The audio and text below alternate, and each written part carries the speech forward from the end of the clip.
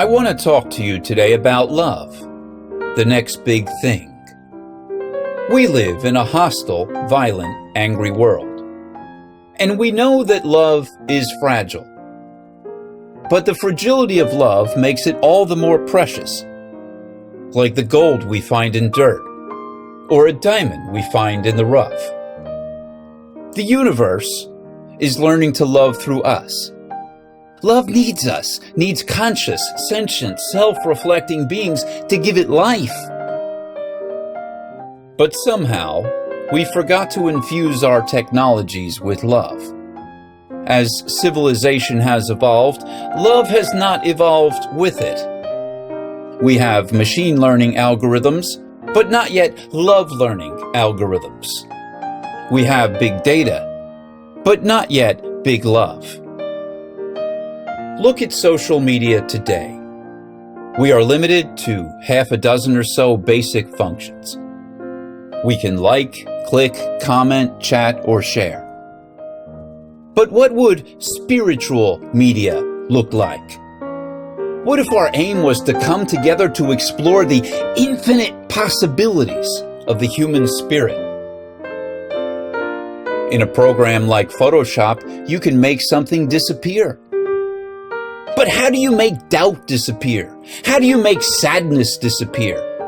How do you erase your anger? Or desaturate your fears? Or throw your frustrations into the trash? How do you make love and peace and joy the background music of your soul?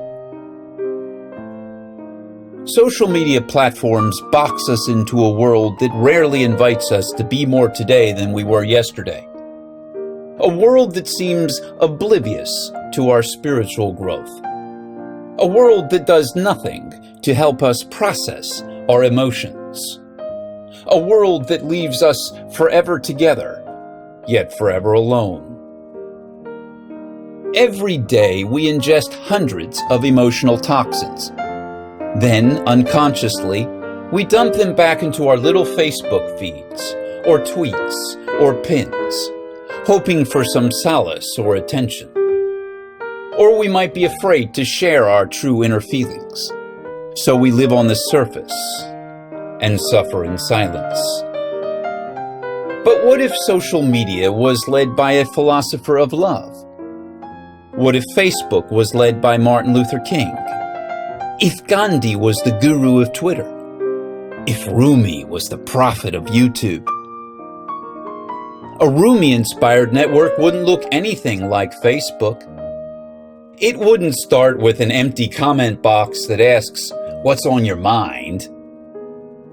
Instead, it would start with the ultimate aim of life, which is unconditional love, and the ultimate purpose of community, which is to remember that right now others are suffering and feeling rejected and hurt and lonely and in need of the love that only you can provide. Who can I love today? How can I love when it's really tough? These are the questions that really matter. A King-inspired network wouldn't have just a news feed. Instead, it would have love feeds and peace feeds and nonviolence feeds. And it would allow you to do something for the first time in the history of the internet. Filter your feeds by feeling and aspiration and ideals. A Gandhi-inspired network would give you a whole set of spiritual practices never seen or experienced before in community. Like a peace infuser, a gratitude generator, a destiny focuser, a despair refuser, and even a soul soother. Doc Childra of the HeartMath Institute says, the capacity to self-generate a positive emotion remains a largely untapped human power, but that's only because people haven't developed it. And this is the purpose of your beloved community, to help you develop this untapped power.